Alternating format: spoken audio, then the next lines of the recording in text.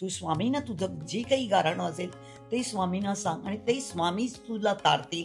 आई बिचारी देवाघरी निघून गेली, त्याच्यामुळे माझं सुख दुःख सांगण्यासाठी कोणीच होतं.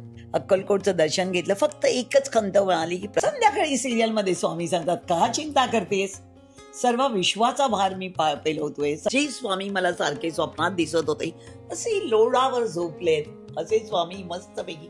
आणि तुम्ही स्वामींची सिरियल बघतात आणि त्याच्यामधनं तुम्हाला त्याचं सोल्युशन पण भेटतं. अरे इमिजिएटली संध्याकाळी हे तुम्ही मला सांगता. स्वामी ते म्हणतात मैं ज्ञान में जिंदा है. So hi everybody, welcome to another story time video, and today's video is also going to be very interesting. If you haven't subscribed to our YouTube channel, please do so because it is free, and whenever we upload a video you guys will be notified. तर आजचा topic असणार आहे मम्मीच्या आई वडिलांबद्दल. आई वडील म्हणजे कोण, कुठले आई वडील? तुम्हाला असं वाटत असेल आई वडील म्हणजे मम्मीचे mummy papa, but no, she is not going to talk about her parents, she is going to talk about someone else. ते आहेत स्वामी माऊली आणि देवी आई, आई जगदंबा माझी देवी आई. तर तू त्यांना तुझे आई वडील का बोलतेस हे लोकांना प्लीज बॅकग्राऊंड मध्ये सांग जरा. अरे आई बाबा होतेच, आई बिचारी देवाघरी निघून गेली, त्याच्यामुळे माझं सुख दुःख सांगण्यासाठी कोणीच होतं. वडील होते, पप्पा होते, पण त्याने काही माझा दरवाजा पूर्णतः बंद झालेला होता. कारण लव्ह मॅरेज केलं होतं. आणि जर तुम्हाला कॉन्टॅक्ट नाही माहिती, पाठचे व्हिडिओज बघा, तुम्हाला कळेल की माझे वडील कसे गेले आणि मग काय प्रॉब्लेम झाले. तर पप्पांचा दरवाजा तर बंदच होता, ते मला पण माहिती आहे. मग त्याच्यामुळे मग मी माझं गारणं सांगणार कोणाला, रोजचं रडगाणं असायचं. रे आम्ही जसं आई वडिलांना सांगतो की मम्मी असं झालं तसं झालं, तू कोणाकडे जाऊन सांगणार? मग मी कोणाकडे सांगणार? स्वामी माऊली ते माझे बाबा, मी त्यांना स्वीकारलं की तुम्हीच माझे माता पिता बंधू सखा सगळं स्वामी तुम्हीच. बरोबर आहे. आणि तुला तुझ्या आयुष्यामध्ये स्वामी केव्हा आले आणि केव्हापासून तुला त्यांच्याबद्दल कळलं, स्वामींबद्दल? स्वामी म्हणजे माझ्याकडे बऱ्याच वर्षे म्हणजे माझा भाऊ स्वामी भक्त होता आणि तो स्वामींच्या मठात जायचा. कुठल्या वाल्या? दादर मठामध्ये जायचा. माझा मोठा भाऊ जो होता नागेश मामा होता, तो स्वामी मठात जायचा आणि तो भजनाला दर शनिवारी रात्री 9ला भजन चालू व्हायचं, 9 ते पहाटे 6.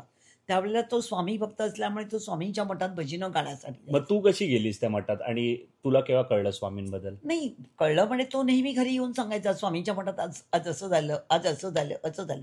पण ज्या वेळेला वाईट प्रसंग आला, पप्पा गेले की तुझे डॅडी गेल्यानंतर, मग त्यांनी मला सांगितलं की नाही विजू, तुला आता रडत बसण्यापेक्षा तू स्वामींना तुझं जे काही गाऱ्हाणं असेल ते स्वामींना सांग आणि ते स्वामीच तुला तारतील आणि ते तुझं सगळं दुःख हरण ते करतील. त्यामुळे तू स्वामींकडे नतमस्तक हो आणि स्वामी तुला मार्ग देणारे आहेत. परत असा कुठला स्वामींचा तुला प्रसंग शेअर करावा असं वाटतंय का की त्या प्रसंगानंतर तुझा त्यांच्यावरती खूप विश्वास बसला? अरे वारंवार तुझ्या शाळेच्या ऍडमिशनला, कॉलेजच्या ऍडमिशनला, आता मास्टर्ससाठी नेहमीच प्रॉब्लेम. म्हणजे नेहमी माझ्या ऍडमिशनचा काही ना काहीतरी प्रॉब्लेम असायचाच. लहानपणीचा स्कूलचं ऍडमिशन असू दे, मग मी कॉलेजला ज्या रुपारेलमध्ये गेलो तेव्हा पण ऍडमिशन असू दे, जेव्हा मी युकेला गेलो तो पण एक वेगळा प्रॉब्लेम होता. पण दर टायमाला मम्मी स्वामींकडे जायची. हो, मी त्यांच्याशी भांडायची. मी नेहमी सांगायची स्वामी काहीतरी जादू करा, स्वामी जादू करा, तुझं केजीच ऍडमिशन घे ना. ते पण होत नव्हतं. ते झालं ते 50,000 डोनेशन सांगितलं. स्वामींना सांगितलं स्वामी सगळं तुम्ही करा, तुम्ही माझे सगळे कृपा सिंधू आहात. फुकट ऍडमिशन झालं. तू इंटरव्ह्यू मध्ये पोपटासारखा बोलला, फादरने डायरेक्ट सिलेक्ट केलं, ऍडमिशन झालं. इव्हन रुपारेलचं घे ना, फर्स्ट इयरला पण सेम एज 1 मार्क्ससाठी तुला ऍडमिशन. तेव्हा 1 पॉइंटनी मला भेटत नव्हतं रुपारेल कॉलेजमध्ये. आणि तेव्हा पण मम्मीनी जाऊन बोलले की स्वामींच्या मठात गुरुवारी जाते, नेहमी जाऊन घरामध्ये पण ती काही ना काहीतरी करते. मी त्याच्याशी बोलतच राहते घरी. वायफळ इकडे तिकडे गप्पा मारण्यापेक्षा बायकांमध्ये गप्पा करा, पंचायतगिरी करत बसा, ते तर तुला जमलंच नाही. त्याच्यामुळे माझे आपले राहडगडग जेवढं होतं आणि व्याप होती ना राजा, त्याच्यामुळे बोलणार कोण? देवी आहे आणि माझे स्वामी माऊली. मग तसं माझं ऍडमिशन मम्मीनी मला अजूनही लक्षात आहे, तेव्हा सांगितलेलं होतंस तू, लक्षात आहे की नाही, की ऍडमिशन का न होतंय, जा स्वामींच्या मठात जा, होऊन जाणार तुझं ऍडमिशन. कसं तुझं ऍडमिशन ना होतंय ते स्वामी बघून घेतील. उद्या जाऊन डायरेक्ट प्रिन्सिपलची बोल, बघ काय बोलतात प्रिन्सिपल. आणि मी मम्मीला इग्नोर केलेलं होतं त्या मुवमेंटला. अरे मम्मी तर नेहमीच काही असेल तरी मम्मी तेच बोलते, देवाचं कर, देवाचं कर, ह्याच्याशिवाय मम्मीचं काही उत्तर नाही. पोट दुखतंय देवाचं कर, पाठ दुखतंय देवाचं कर. युनिव्हर्सिटीमध्ये गेलो आणि मग नंतर माझं प्रिन्सिपलला मी सांगितलं की अरे माझं ॲडमिशन नाही होत आहे वगैरे. डोक्यामध्ये मम्मी जे बोललेली ते लक्षात होतंच, श्री स्वामी समर्थ बोलत असं मी गेलो आतमध्ये. त्यांनी सगळी माझी स्टोरी ऐकली. अरे एकच पॉईंटनी नाही झालं, ठीक आहे एवढं काय टेन्शन घेतो, असं पेपरवर सिग्नेचर करून दिलं आणि रुपारेल कॉलेजचं ॲडमिशन तसंच झालं. सो तेव्हा माझा पण कुठे ना कुठे थोडा विश्वास स्वामींवरती बसला. आणि परत जेव्हा मी युकेला जात होतो तेव्हा पण माझं युकेचं ॲडमिशन होत नव्हतं, सप्टेंबर 23 इनटेक. तेव्हा पण विश्वास बसला, तेव्हा पण मम्मीनी बोललेलं होतं. मी सांगितलेलं बाबा तू स्वामींना नतमस्तक हो, ते कृपा सिंधू आहेत, दयाळू आहेत आणि ते सगळं तुझं काम करून देतील. आणि जेव्हा तू स्वामींच्या मठात गेलास, दादर मठात गेलास, स्वामींना भेटलास, आणि मी जसं स्वामींना अक्कलकोटला जाऊन भेटून आले, अक्कलकोटचं दर्शन घेतलं, फक्त एकच खंत मिळाली की प्रसाद घेता आला नाही, कारण वेळेच्या अभावी लवकरात लवकर निघावं लागलं आणि यावं लागलं. पण जसं आपण स्वामींच्या मठात मी अक्कलकोटला जाऊन आले आणि विदिन 8 डेजमध्येच तुझं ॲडमिशन कन्फर्म झालं. आणि मी स्वतः पण दादरच्या मठात गेलेलो, मम्मीने मला सांगितलेलं जा. मी देवावरती विश्वास करतो, but again at the and me mummy तेवढी माझी अवकात पण नाही आणि माझं करणं थोडं वेगळं आहे. माझ्या मनाच्या अकॉर्डिंग करतो. मला रात्री 2 वाजता वाटलं तरी मी करेन, नाही वाटलं मी नाही करणार. त्याच्यावरती तर ते आम्ही एक वेगळी व्हिडिओ बनवू. ते थोडं भांडण वगैरे आमचं होतं, माझं आणि मम्मीचं नेहमी, की तिचे आणि माझे चॉईसेस वेगळे आहेत, दोघांचे पॅटर्न्स वेगळे आहेत. आणि तर ते पण एक थोडं प्रॉब्लेम होतं. बट मम्मीने मला तेव्हा सांगितलेलं होतं की जा मठामध्ये जा. तेव्हा एव्हरी थर्सडे मी दादरच्या मठामध्ये जायचो आणि तसंच ॲडमिशन पण झालं. हो, ॲडमिशन झालं ना. जेव्हा तुझं ॲडमिशन झालं तेव्हा तुझं म्हणजे विश्वास बसला. आणि बाळा कठीण समय येता कोण कामाचा येतो, त्यावेळेला तो परमेश्वर कोणाच्या तरी रूपात येऊन आपणाला मदत करतो. एवढं तर त्रिवार सत्य. तुला असं स्वामींचं कुठलं वाक्य आठवतंय काय की स्वामींचं वाक्य तुझ्या कानामध्ये पडतं ते? हो, स्वामी म्हणतात तू स्वतःकडे बघ. तू लोक काय बोलतात, ते काय निगेटिव्ह आन्सर देतात, काय निंदा नालस्की करतात. चांगल्या माणसाला नेहमीच निंदेला सामोरं जावं लागतं आणि त्यामुळे तू जगाचा विचार करू नकोस. तू स्वतःकडे बघ आणि स्वतः रस्ता आक्रमत राहा, पुढे सरकत राहा. सगळं काही मी बघून घेतोय. आणि स्वामी म्हणतात भिगू नकोस, मी तुझ्या पाठीची. स्वामींचं वाक्यच आहे रे, की त्यांनी सांगितलं मी सदैव तुझ्या पाठी. आपण म्हणतो बसमध्ये का जाऊन पुढे बसतो, का जितके पाठी आपण बसतो तेवढ्या आपल्याला खास कळगे लागतात, स्पीड ब्रेकर येतात, पाठी बसणाऱ्या माणसाला जास्त गचके लागतात.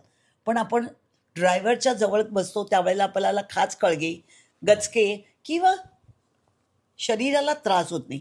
म्हणजे त्याचप्रमाणे जर आपण स्वामींच्या सानिध्यात राहिलो तर आपली सुखदुःख सगळं निवारण करणारेच स्वामी माऊली आहेत. आणि परत स्वामींचा दुसरा डायलॉग आहे, मैं जिंदा है मैं गया नहीं. स्वामी ते म्हणतात मैं गया नहीं मैं जिंदा आहे. असा कुठला प्रसंग आहे का ज्याच्यामध्ये तू डगमगून गेली एकदम आणि म्हणजे तुला त्या टायमाला स्वामी तुझ्या आयुष्यामध्ये येऊन साक्षात उभे राहिले, असा कधी टाइम तुला लक्षात आहे? होता ना रे. डगमगून गेलीस? प्रपंच सांभाळणं भयंकर कठीण होतं. खाणारी तोंड तुम्ही जास्त होतात आणि पुन्हा सगळ्या जबाबदाऱ्या माझ्या होत्या. त्यावेळेला मला 2 नोकऱ्या कराव्या लागल्या. माझं जॉब प्लस मी दुसराचं म्हणजे 16 ते 17 तास मी घराच्या बाहेर असायची. घरी आल्यानंतर मग मला तुमच्याकडे लक्ष द्यावं लागायचं. पण मी स्वामींना नेहमी सांगायची, स्वामी प्लीज मला कणखर बनवा, स्ट्रॉंग बनवा. आणि का कणखर झाले तर त्या प्रसंगानुरूप मला बदलावं लागलं. कारण रडत बसले असते तर ही अवस्था म्हणजे आज आपण या इथपर्यंत पोहोचलो नसतो. आणि प्रत्येक प्रसंगानुसार प्रसंग होता तो फीचा होता. साधं उदाहरण घेणं, अरे फीचा होता. आता जेव्हा तुझी एवढी मेजर अमाऊंट फी भरायची की ती काही 1-2 रुपये फी नसते, तेव्हा स्वामींना म्हटलं स्वामी आता काय नियोजन करते, आय एम रिटायर्ड नाव. 2 मुलं फॉरेन कंट्रीमध्ये आणि फी पण लॉट ऑफच आहे, म्हणजे सराई छोटी मोठी नाही आहे. पण त्यावेळेला एका मैत्रिणीने देवासारखी उभी राहिली, तीही स्वामी भक्त होती. आणि तिने मला सांगितलं, विजयताई काय पुणे निघाला? मी म्हटलं हो. फीचं कसं करते? म्हटलं नाही का मी लोन अप्लाय करते. ती म्हणाली का? तर म्हटलं नाही, तुम्हाला तर माझी कंडिशन सगळी माहिती आहे. ती म्हणाली घाबरू नका, मी पुण्याला फी देते. आणि तिने बरीच मोठी अमाऊंट पुणे मला दिली. कोणामुळे दिली? स्वामींमुळे दिली. आणि त्याही स्वतः स्वामी बघते. आणि मेन म्हणजे फीचा प्रॉब्लेम नेहमीच यायचा, कारण 4 मुलं होती आणि 4ही शिकणारी होती एकाच टायमाला. आजकालच्या जमान्यात लोकांना 1 मूल नाही सांभाळत आणि आम्ही तर लिटरली 4 होतो. तर 4 मुलांची फी तर शक्यच नाही आहे. तर तोच मेन प्रॉब्लेम होता. हो, सगळे इंग्लिश मिडियमला होतात, फी पण होती आणि जरी तुम्ही म्हणाला तर फी तर भरावीच लागत होती, वया पुस्तकं तर घ्यावीच लागत होती. फक्त बुद्धिवान होता देवाने एक देवी आई माझी पण जी ते आहे. कोण मदत करायचं फीसाठी? फीसाठी म्हणजे कसं शॉर्ट लोन काढावं लागेल, तर फीसाठी मदत म्हणजे मामा द्यायचा. त्या टायमाला म्हणजे तू काय करायची? स्वामींबरोबर बोलायचीस? हो, स्वामींशीच भांडायची रे, स्वामींना सांगायची, देवीला सांगायची, आई काय करणार. अरे साधं उदाहरण घे, शेगलाची भाजी, माठाची भाजी किंवा अळूची भाजी, साधं सिम्पल उदाहरण. त्यावेळेला माठाची भाजी किंवा शेकटाची भाजी, शेगलाची भाजी 2 रुपये जुडी असायची. मी तुला 1998 पासूनच सांगते. तेव्हा मी 2 रुपये भाजी मार्केटला गेले, अरे देवा कितीला पालेभाजी, 2 रुपीज. पण तुम्ही खात नव्हता पालेभाजी, तू तर एकदम छोटा होता. दीदी होती पण ते पालेभाज्या खात नाही म्हटल्यानंतर मला असं वाटायचं नको देवा, आता मी काय करू. 2 रुपये जर मी खर्च केले किंवा 5 रुपये जर मी खर्च केले तर ही मुलं भाजी खाणार नाही, मी आणि आई बाबाच खाणार आहेत. आणि मग मी येऊन देवाला सांगायचे, देवा अरे भाजी छान होती, सुंदर होती, पण काय करणार, 5 रुपये जर खर्च केले तर त्या मुलांना 5 रुपयाच्या बिस्किटचे 5 नाही 10 पुढे घ्यायचे, 50 पैसे पुढा होता पार्लेजीचा. आणि म्हणून मी घ्यायचे नाही. आणि दुसऱ्या दिवशी कोणतरी मैत्रिणी यायच्या, हो ताई, विजयताई, घरी आई आजीकडे भाजी आणून द्यायच्या, ही ढीगभर भाजी, काय शेगलाची भाजी, अळूची भाजी, टाकळ्याची भाजी. अरे देवा, मी घरी आले, आई ही भाजी काय? आई म्हणाली, अगं त्या पाटील ताई आलेल्या त्यांनी भाजी आणली, अगं ती भाटकर आली होती तिने दिली. म्हणजे पुण्यात त्या परमेश्वराने पूर्णतः नियोजन आपल्या घराचं ते करून ठेवलेलं होतं. आणि ही सगळी त्या देवी आईची कृपा आहे, आई जगदंबेची कृपा आहे आणि स्वामी माऊलींची कृपा आहे. त्यामुळे मी शतशः लाख लाख त्यांची शुक्रिया अदा करते. माणसं बोलतील, चेष्टा करतील, निघून जातील. जया अंगी मोठेपण तया यातना कठीण आहे, हे कायमस्वरूपी लक्षात ठेव. जो मोठा असतो त्यालाच यातना जास्त असतात. आणि तुला यंग जनरेशनला असं काय बोलावं असं वाटतंय की कसं, म्हणजे कारण सगळे यंग जनरेशनचे लोक बिझी आहेत, ते लोक आपल्या बरेच गोष्टींमध्ये ऑक्युपाईड असतात. त्यांना म्हणजे जर करायचं असेल स्वामींबद्दल, देवाबद्दल, तर काय कसं करू शकतात? ते मंदिरात जाणं गरजेचंच आहे की घरातनं केलं? म्हणजे तुला काय सजेशन द्यावंसे वाटतात? मी एवढंच सांगेन की यंग जनरेशनला की तुम्ही कुठेतरी नतमस्तक व्हा. बघा, प्रत्येकाला जॉब आहेत, नोकरी धंदे आहेत, सगळं करावं लागतंय, स्ट्रेस आहेत. स्ट्रेस सगळ्यांनाच आहे रे. या जगात दुःखी कोणी नाही.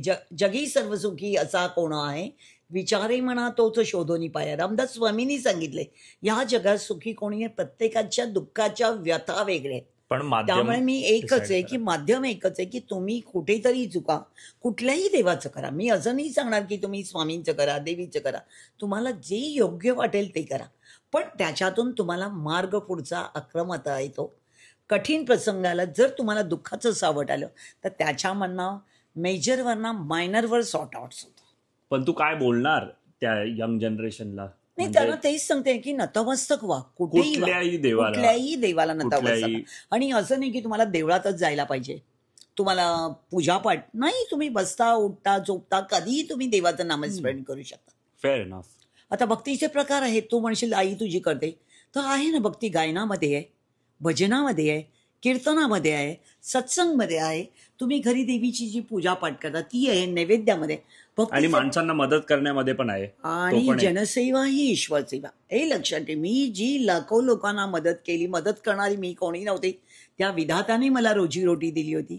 आणि ज्या खुर्चीवर बसले त्या खुर्चीच्या माध्यमातून मला हजारो लोकांना मदत करता आली. आणि आईने माझ्या सांगितलं होतं की नेहमी साखरी कर. जर तुला देवाने नोकरी दिली आहे तर तू साखरी योग्य प्रकारे कर आणि कोणाला अभद्र बोलू नकोस.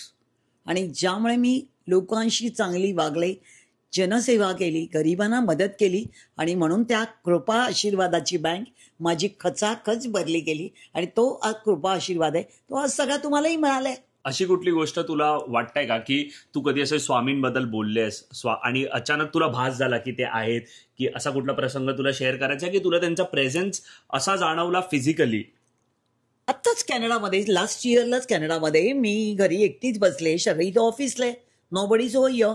अचानक मी स्वामींना म्हटलं, स्वामी आता शर्वरी येईल, मला जायला म्हणजे जेवण करायला पाहिजे. आणि म्हणून मी जेवण करता करता घरामध्ये इतका वास, इतका सुगंध यायला लागला की संपूर्ण अगरबत्ती आणि हिनाचा वास यायला लागला. म्हणून मी डोअर ओपन केलं की नोबडीज, बाजूला तर कोणी नाही, सगळ्यांचे दरवाजे 24 hours आणि बंद तू असतात. पण नाही हिनं तर लावलं नाही, मी ना तर लावलंच नव्हतं, अगरबत्ती लावली नव्हती, पण इतका प्रचंड वास आला आणि मी म्हटलं स्वामी दया काय मला कळत नाहीये. संध्याकाळी स्वामींची सिरियल लावली, त्याच्यामध्ये साक्षात दृष्टांत त्या सिरियलमध्ये जो सांगितला तो दृष्टांत आपल्या घरी साक्षात स्वामींचा वास आला. बट मग तुला कुठला तो वास म्हणजे अचानक आला आणि तो पण एक 8-10 मिनिटासाठी घरात वास. आणि शर्वरी जेव्हा रात्री मी शर्वरी मला म्हणाली, अगो मम्मा मी पण ऑफिसमधनं निघाले. किती वाजता? तर 12:30 to 12:50 पर्यंत ती घरी येईपर्यंत ती म्हणाली, मम्मा जसं मी बिल्डिंगमध्ये एंट्रन्स केला, लिफ्टमध्ये वर चढले आणि वास, म्हणजे सेम डे म्हणजे आहे. सेम वेळेला तिलाही तोच वास झाला. आणि असं बरेच वेळा होतं की तू म्हणजे काही ना काहीतरी तुमच्या डोक्यात असे क्वेश्चन असतात आणि तुम्ही स्वामींची सिरियल बघतात आणि त्याच्यामधनं तुम्हाला त्याचं सोल्युशन पण भेटतं. अरे इमिजिएटली संध्याकाळी आणि हे असतं तुम्ही आणि- मला सांगता आणि हे सिद्धांत मिळतो. शर्वरी म्हणते, मग अगं तू आज सकाळी हा प्रश्न विचारलेला. काय म्हणजे असं शेअर करता येईल असा कुठला प्रश्न की काय असा तू बोलले आणि सिद्धांत तुम्हाला सिरियल मध्ये दिसतोय? बिकॉज माझ्यासोबत असं कधीच नाही झालंय. आता असं झालं की तू तेवढ्या लांब आहेस, मी तुला भेटू शकत नाहीये, फक्त काही होईल ते बोलणं म्हणजे फोनवरतीच होतं. मी काय तुला लंडनपर्यंत पोहोचू शकत नाही. तू म्हणाला मम्मा मला असं झालं, मम्मा असं झालं. मी सांगितलं स्वामी दया बघा आज माझ्या मुलाला काय करू, आज पुण्याही तिकडे एकटं आहे, त्याला सपोर्टर कोणी नाहीये, त्याला त्रास होतोय, स्वामी काय करूया, स्वामी काय करूया. संध्याकाळी सिरियलमध्ये स्वामी सांगतात, का चिंता करतेस, सर्व विश्वाचा भार मी पेलवतोय, सगळं मी पाहतोय आणि हे विश्वची माझं घर, हे सगळं विश्व माझं आहे, तेव्हा भार माझ्यावर सोडून दे. मी तुमचा योग क्षेम आणि भार सगळा सांभाळणार आहे. आणि नंतर म्हटलं नाही स्वामी तुम्ही आहातच, तुम्ही तर आहात, तुम्ही आजोबा त्याचे, तेव्हा जा आणि पुण्याचं रक्षण करा, पुण्याला मॉरल सपोर्ट द्या आणि त्याला कणखर बनवा. अजून काय असं तुला बोलावं असं वाटतंय काय की मी एकच तुला सांगेन, देवाचं सरळ वाक्य आहे, सोपं वाक्य आहे. ज्या ज्या ठिकाणी मन जाय माझे, त्या त्या ठिकाणी निज रूप तुझे, मी ठेवितो मस्तक ज्या ज्या ठिकाणी, तेथे तुझे सद्गुरु पाय दोन्ही. कुठेही नतमस्तक व्हा, कोणातल्याही देवाचं करा, पण भक्ती आणि भावानी करा, निस्वार्थी करा. परमेश्वर तुमच्याकडे काही मागत नाही रे, मला हार आणा, फुलं आणा, काही नाही, फक्त निस्वार्थी सेवा करा. तो देणारा तोच आहे रे, आपण देणारे कोण आहेत, तोच आपणाला देतो, म्हणूनच आपण परमेश्वराकडे देतो ना. आणि मी पण कधी नचावा, मी पण आला तर तो संपला. आणि तुला असं काहीतरी स्वामींच्या मठामधला एक्सपिरियन्स शेअर करायचा आहे का? बिकॉज मला असं पर्सनली वाटतं की म्हणजे मठामध्ये गेल्यावरती तिकडची तर काहीतरी एक वेगळीच प्रचिती असते. म्हणजे आपण नेहमी मठामध्ये जातो आणि काही ना काहीतरी प्रचितीसोबत आपण परत रिटर्न येतो. तर आम्ही लोक गेलेलो होतो पळंजदरीच्या मठामध्ये, पण तिकडे पण काही ना काहीतरी मम्मीला आलेलं अमेझिंग होतं. Amazing amazing. मी अक्कलकोटला जाऊन आले तिकडे आणि पण तुला अक्कलकोटला मला असं झालं की माझ्या प्रचिती. गुरुमाऊलींबरोबर मी गेले आणि ग्रुप मोठा असल्यामुळे स्वामींचं दर्शन झालं, पण मला स्वामींचा प्रसाद घेता आला नाही. तसंच गाणगापूरला गेले, पण 5 घरी भिक्षा घेतल्याशिवाय, तुम्हाला माधुकरी घेतल्याशिवाय अन्न ग्रहण करता येत नाही, त्यामुळे ती आरती मी घेतली नाही, कारण वेळ अभावी आम्हाला निघावं लागलं. अक्कलकोटला पण तेच झालं, महाराजांचं दर्शन झालं पण स्वामींचा महाप्रसाद घेता आला नाही. मग आणि मग मला खूप वाईट वाटलं, दुःख झालं की अरे देवा काय. पण मी तिथे काही कमेंट्स करू शकत नव्हते, कारण मोठा ग्रुप असल्यामुळे त्यांच्या प्रत्येकांच्या मर्जीप्रमाणे आपण नाही वागू शकत, त्यामुळे दर्शन घेतलं. पण काही कालांतरानंतर मला सारखे स्वामींचा भास व्हायला लागला, सारखे स्वामी दिसायला, आणि मला सारखं वाटायला लागलं की महाराज मी आले, तुमचं दर्शन घेतलं, पण मला तुमचा प्रसाद घेता आला नाही, तेव्हा मला माफ करा. आणि असं झालं की आपण अचानक, दीदी म्हणाली की आपण कर्जतला जाऊया, पिकनिक, फॅमिली पिकनिक आपण, आणि म्हणून फॅमिली पिकनिकसाठी आपण निघालो आणि 2 दिवस राहिलो. आणि शेजारी एक संध्याकाळी सकाळी संध्याकाळी जेवायला जेव्हा बसलो, तेव्हा एक 30-35 वर्षाची मुलगी होती. ती मला म्हणते, मॅडम तुम्ही कुठून आला तो? तर मी सांगितलं मी मुंबईवरून आले. ती म्हणाली, अहो तुम्ही इथे जा, पळसदरीला स्वामींचा मठ आहे. तर म्हटलं बाळा कुठला आहे? म्हणजे इथे जवळ आहे, 20 मिनिट्स पण आहे, बाळा कारने गेला तर 10 मिनिट्समध्ये तुम्ही पोहोचू शकता. आपण गेलो तिकडे मठामध्ये आणि मग पळसदरीच्या हा, मठात मी होतो गेलो तेव्हा. आणि जसा प्रवेश केला तसं 12च्या आरती सुरुवात झाली. आतमध्ये पाऊल ठेवणार तर आरतीचे झांज आणि कंठा नाद व्हायला लागला. झालं, आरती अटेंड केली, आरती अटेंड झाली, मस्त दर्शन घेतलं आणि तिकडे जे भक्तगण होते तिथे म्हणायला लागले, अहो आता महाप्रसाद चालू होते, जाऊ नका. आणि मग महाप्रसाद घेतला आणि महाप्रसाद घेतला आणि जो आनंद झाला, जे स्वामी मला सारखे स्वप्नात दिसत होते, असे लोळावर झोपलेत असे स्वामी मस्तपैकी. रोज म्हणायचे, स्वामी दाया तुम्ही कुठे आहात असे झोपलेले, मला कधी दिसणार कधी दिसणार. जे झोपलेले होते ते तुला पळंजरीमध्ये दिसले मठामध्ये दिसले. आणि जे तुला अक्कलकोट मध्ये जेवण तुला प्रसाद मला प्रसाद जो होता तो तुला मला पळसदरीच्या मठात मिळाला. आणि त्यानंतर जे स्वामी माऊली जादू केली आणि इतकं सगळे तुम्ही व्यवस्थित मार्गाला स्वामींनी तुम्हाला लावून दिल्या. जे जे तू विचार करते, जे जे तुझ्या मनामध्ये क्वेश्चन मार्क असतं त्याचा आन्सर ते तुला देतात. स्वामी म्हणतात, जो जे वांचील ते ते हो. जे आज उद्या परवा तुमची मे बी ते खूप कठीण परीक्षा घेतील. परीक्षा असते, तुम्हाला एका दिवसात कुठलेही फळ मिळत नाही राजा. ही पण माझ्या म्हणजे जे फळ मिळवण्यासाठी मला बराच कालावधी लागला रे. कठीण परीक्षेला तुम्हाला सामोरी जावंच लागतं, पण ऍट द एंड ते तुम्हाला त्याच्यामधनं बाहेर काढणार. सो आजच्या व्हिडिओसाठी एवढंच होतं. मम्मींनी तिच्या आई बाबांबद्दल बोललं, म्हणजे स्वामी माऊली आणि देवी आई. आज जे आम्ही आहोत ते त्यांच्यामुळे आहोत. आज माझ्या आई जगदंबेच्या कृपेने आणि मी स्वामी माऊलींच्या कृपेने आज मला त्यांनी सर्व काही आन पान शान स्वामी माऊलींनी दिले आणि मी शतशः त्यांची ऋणी आहे. नेक्स्ट व्हिडिओमध्ये तुम्हाला लगेच भेटू. सगळ्यांना सांग like share please share subscribe and like please.